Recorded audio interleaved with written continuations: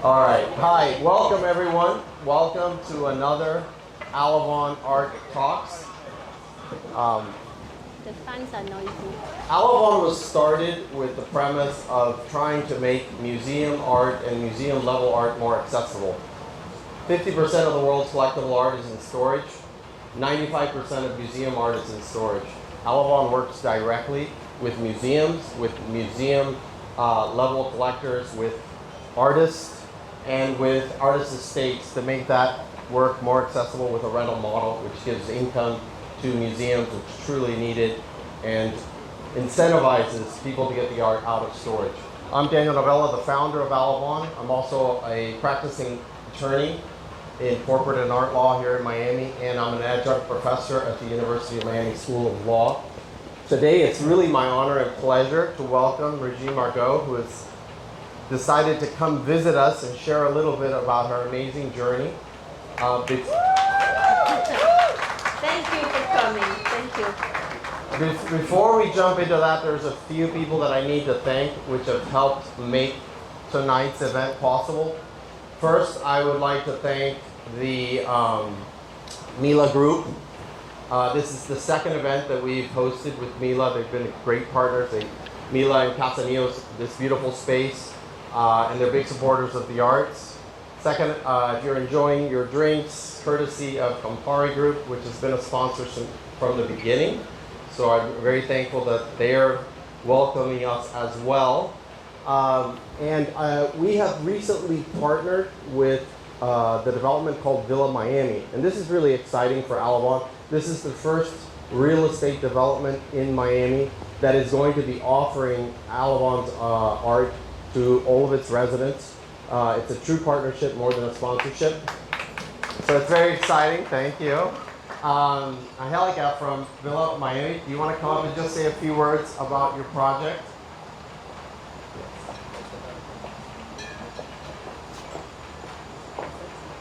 Hi, thank you guys for joining us. So we're doing a project called Villa Miami. It's on 29th and the Bay here in Edgewater. It's a collaboration with Terra Group. It's half floor and full floor units starting at around 5.3 million. Thank you so much. I also wanted to thank, we have a few distinguished guests which are joining us today. We have Jay Molazad, actually all the way from Baku, old friend and former charge d'affaires ambassador from Azerbaijan to the United States. We have Ambassador Adler, who's also here as well. And thank you for joining us. It's great to see some great faces here joining us. I just wanted to now take a minute and, well, of course, thank you so much for joining us, and thank you as well. You just flew in from Paris. Yes. Thank you everyone for coming. Very happy to be here. I thought we would start with your journey. So Régine really has a very interesting career as a photographer, but she didn't start that way. She started in Belgium, and I'm really impressed with the breadth of the people that she's photographed and how she's captured them. We're talking world leaders, 3 presidents of the United States, many world leaders, many magazine covers, but it all started in Belgium. So tell us a little bit about how you got started in photography. Well, my father is a photographer. My 2 brothers are photographers. I wanted to be an artist. I tried to draw. My teacher looked at me and was like, no future for me. So photography was there. I started there. But then you went to the US, Yes, right? yes. And what happened there? I just was really inspired. It was a different playground, and I was inspired, really. So I did a lot of black and white picture and met a lot of great people, and then I went back to Paris. But you in New York, right? Was it in New York that you were in the States? In New York, Los Angeles, Minneapolis, Miami. And mostly in advertising at that time, Yes, right? yes. So what brings you to do this switch, to decide, no, I'm going to focus on photography and specifically portraiture? Well, I was in Paris. I came back to Paris, and I met Faye Dunaway from The Thomas Crown We've heard of affair. her. She was in the fitting room at Christian Lacroix. She was trying some clothes, and she was at the time married to, I forget. I forget his name. Whatever, a famous photographer. Oh, Terry Neal. Terry O'Neill. Yes. She was married to Terry O'Neill. I was crazy about her work and everything she did. And I knew I could never photograph her because she was married to him and he was exclusive with her. And she saw me, I was there, I was taking picture. Christian Lacroix was there, and she said, oh, I started to take picture of her. It was really amazing. I didn't know. She was getting a divorce, so I was the first one who could really photograph her. So that was the best day of my life at the time. The next morning, I was in my home and I received a bouquet of flowers from Christian Lacroix that couldn't go through the door because it was so big and so amazing. So she gave me the taste of taking picture of somebody iconic, somebody powerful, somebody amazing, somebody I had dreamed of. And it just started like that. Then all the magazines bought it and it never ended. So tell me a little bit about that. It never ended. So what was it about photographing? Because these people, I mean, if you reach that level, you have a certain charm, charisma, whatever. What was it about them that makes them different, photographing, iconic people? Well, they're very powerful. They have something, they didn't make it there just by being normal people. They all have something very specific, very special. So I don't do a lot of portraits every month. I do maybe 2 portraits a month, not more, because I think what's great is that when they choose you, they choose me. There are so many photographers. I'm already very honored. It's like a love story. They choose you, then you propose them, then you prepare. I prepare a lot of my shoots. So when I arrive, I'm like, oh, what shall we do today? It's about really listening, looking at who they are, what you like in them. I kind of love most of them, really. It's just like you being inspired by them, and then you offer them to do something to do about themselves. So it's really amazing. And most of the shoots are really, really fun. We do have a lot of fun. And tell us a little bit about, there's been many other names. I know there's De Niro, there's Federer, there's a few. Do you have any like special moments of those? I like a lot of them, really. They're all very amazing and hard to say, really. Susan Sarandon, probably, very generous. Marianne Faithfull, probably. I mean, all the presidents, they have something. Let's talk about them. So we've got Obama, right? Yeah. Biden, Yeah. Trump, Yeah, twice. yeah. Tell us a little bit about shooting people of power, because it's different than a celebrity, no? And how is it different? I don't know if it's different. They don't have a lot of time. Celebrity, you can really shoot like a whole day with them. When you start to shoot them, they give you the time you need. President, I mean, you follow them and you want their pace. So it's like you better be fast and you better be good. But it's a great relationship. It's just like it's very powerful, and you see them, they see you. You there, you're not there. It's just like the pace, the time is very, very limited. So the energy is amazing also.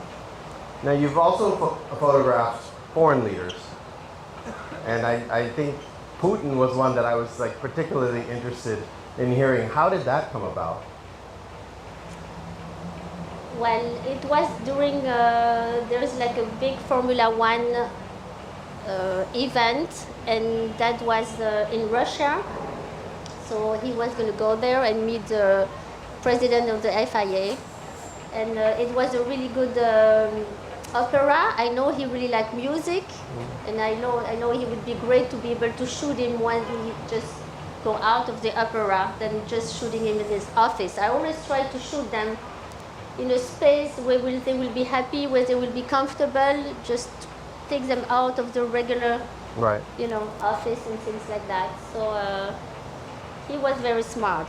When I got the picture, I showed him, and when I got the picture, he looked at me and like you shoot 2,000 pictures to get a good one. He looked at me and he said, "You got it," and I got it, and that's the only one who ever did that to me. I got it. The minute he told me you got it, I got it, and it's like it was You really knew like when it was a good shot. he's very very. How does he know? But he did. So that was like amazing. He didn't take his shirt off, did he? No. I didn't ask.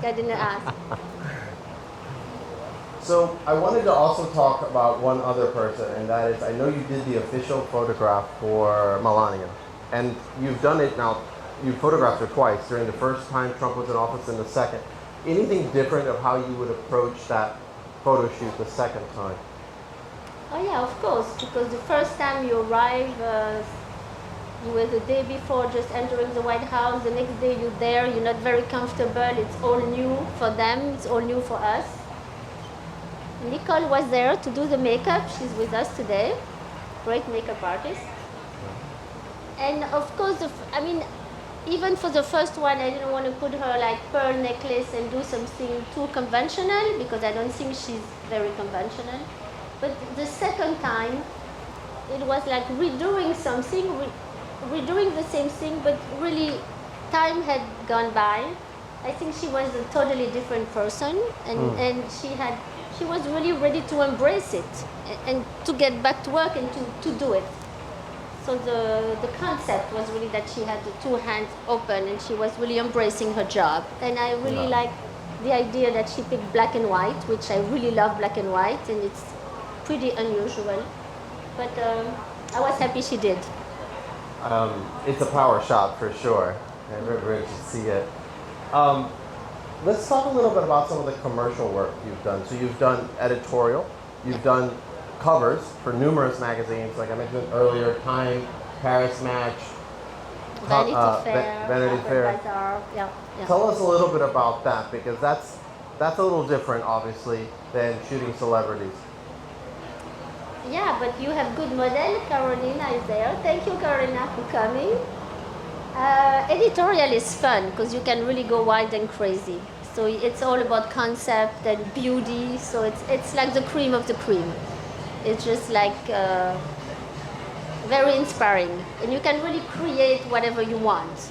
You have to stick to the magazine and the field and what they communicated, but still, it's really good time. It's like freedom. And would you say the same for some of the commercial shots? What would be different there? Like you shot Dior and you shot Rouge.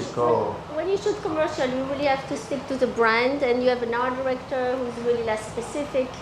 So you really have to fit in, and you make great money, so that's why you can do great art after. So we do it for a living, and I'm lucky enough to have great clients. And when you have clients on that level, they trust you, and they give you. Still, they let you express yourself. So it's interesting.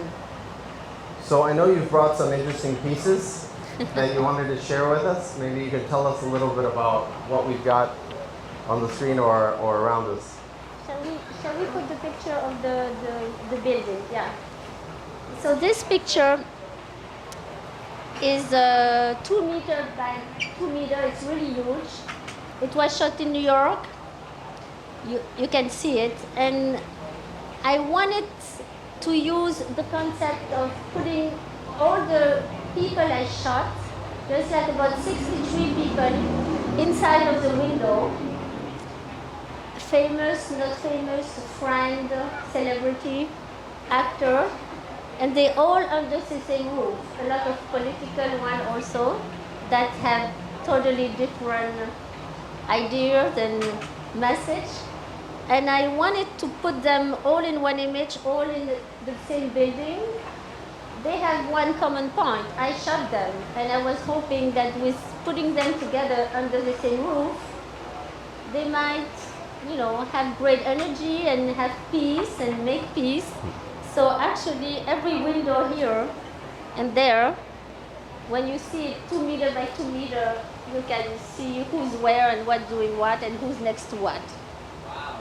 So it's kind of amazing. Yeah, that's So it's literally like world leaders in each window. Yes, Yes. Yeah. Yes. If it was a bigger. And celebrity and friends and anonymous people and it's just like the idea that the world is like one energy. I'm so lucky I could shoot all of them, and I'm happy to put them together because they're all great.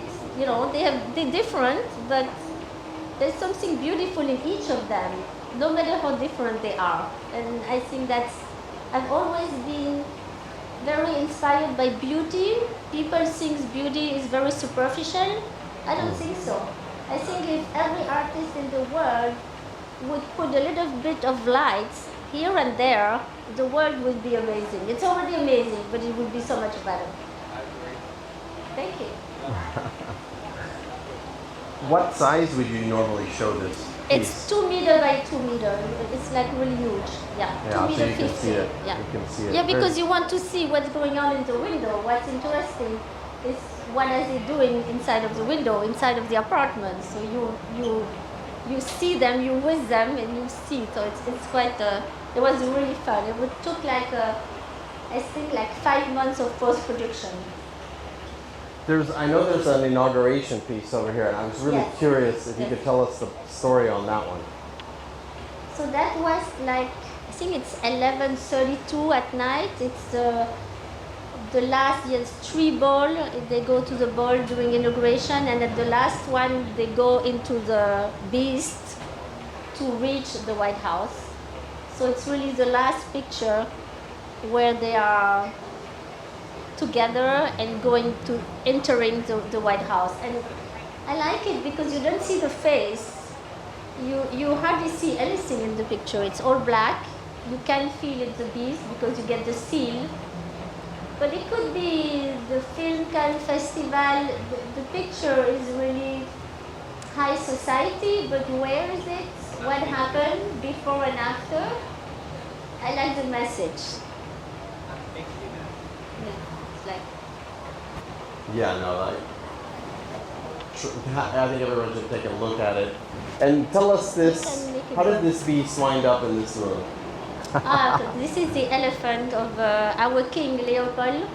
The king of Belgium lived in Congo for many years, and at the time they didn't have a zoo, so he brought the elephant. The elephant is in the middle of the museum from African art, and then they couldn't move the elephant during the times they do the renovation, so they renovate the whole building. So there's plastic everywhere, and the whole building is under renovation.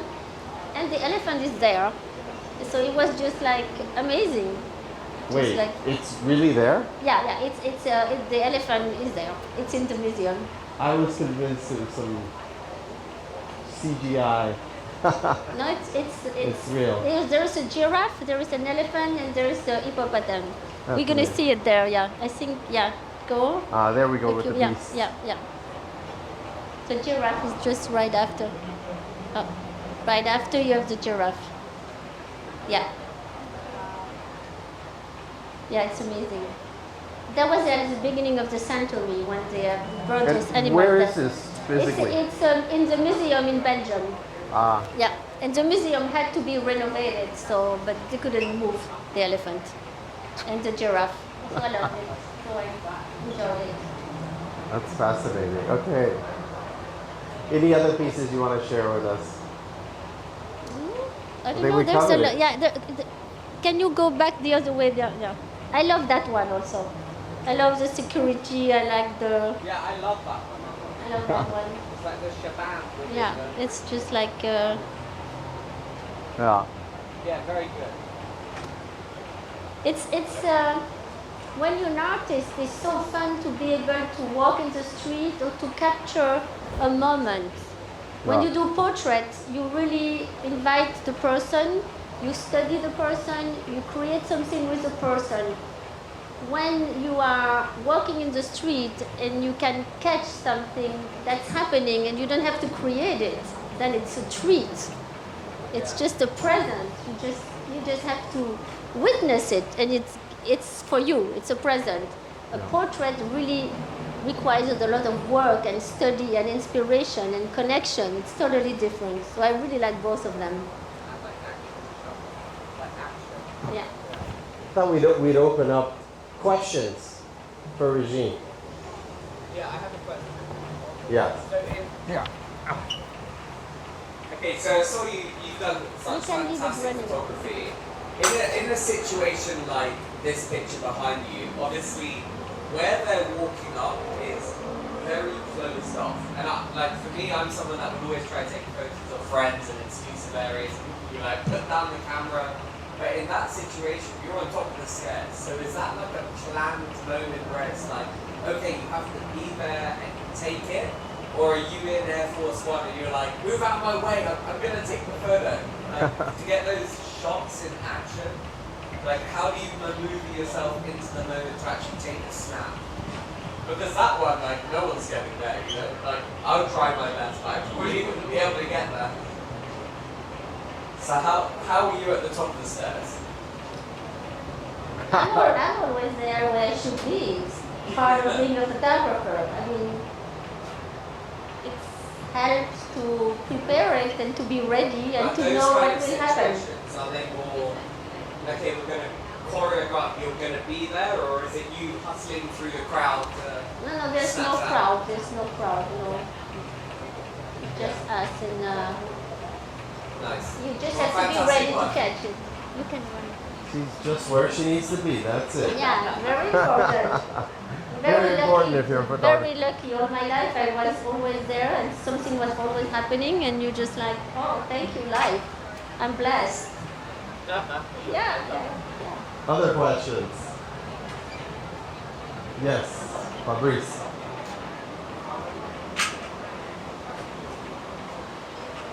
Régine, I'd like to ask you the photography of the building in New York. That work is amazing. The 2 meter by 2 meter.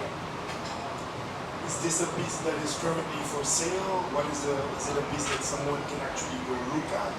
Yeah, I find that piece amazing. It's an art piece. It's in Paris because if you see it, can we see the picture again? If you see it, the name of every person inside the window, we handwritten around the picture. So, like if I have to deliver it to Miami, we would have to come and spend a few hours writing the name of everybody because there's like, I think it's 60 or 80 people and we wrote the name of everyone. So I wanted to give a concept to say, a contest to say the person who could identify where we put everybody would win like a 8 by 10 print or something like that. Because it's quite a job to find everybody. People have tried, nobody has succeeded yet. Oh, really? Yeah. It's like a, Follow-on question, where in Paris is the picture? it's like a puzzle. Yeah, you have to the figure it. pictures in Paris, it's in our studio where I work, and that's one of the reasons I went back to Paris because I think every artist has to be in Paris. It's so creative, it's so fashion. Is your studio open to the public? The studio? Is your studio open to the public?